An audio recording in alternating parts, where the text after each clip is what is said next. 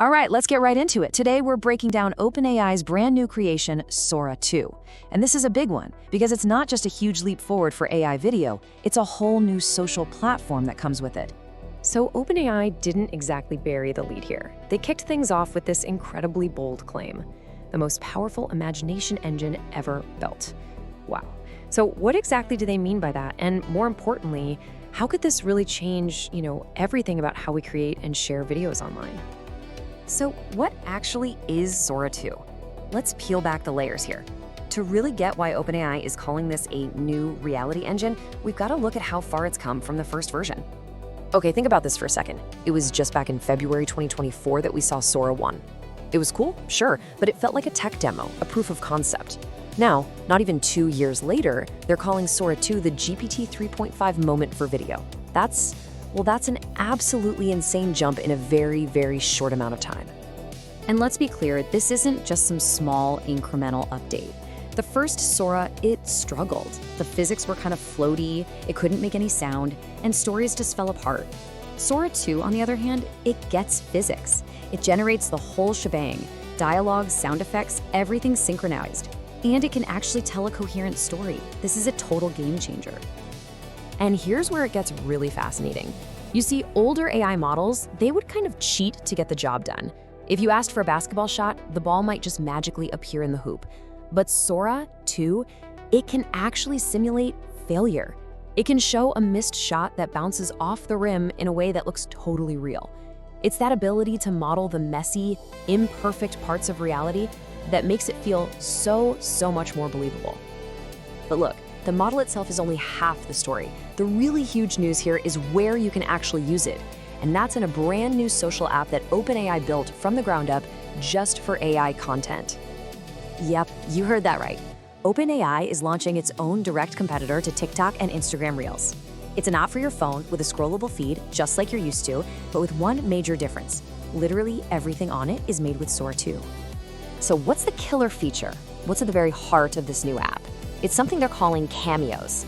This is the tool that lets you scan yourself, your face, your voice, and then drop yourself into any AI world you can dream up.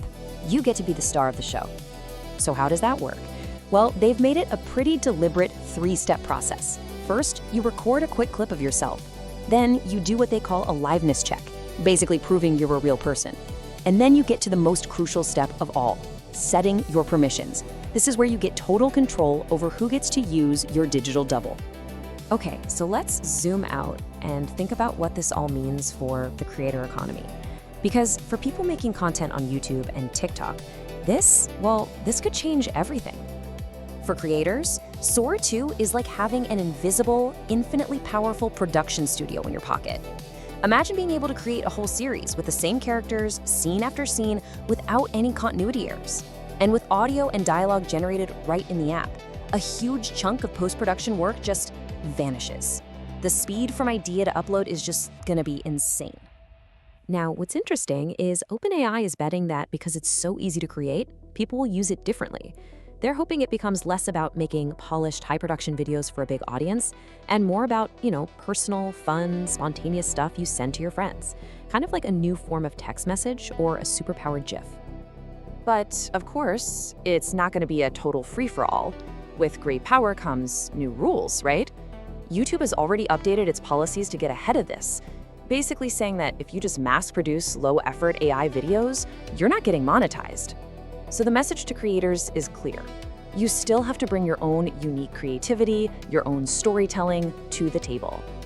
And that brings us to the really heavy stuff. Because a technology this powerful, it naturally raises some huge, and I mean huge, questions about safety and what it's all gonna mean for society. Okay, so let's break this down. First up, the fear of AI slop just flooding the internet. OpenAI says their feed is built to encourage creativity, not just mindless scrolling.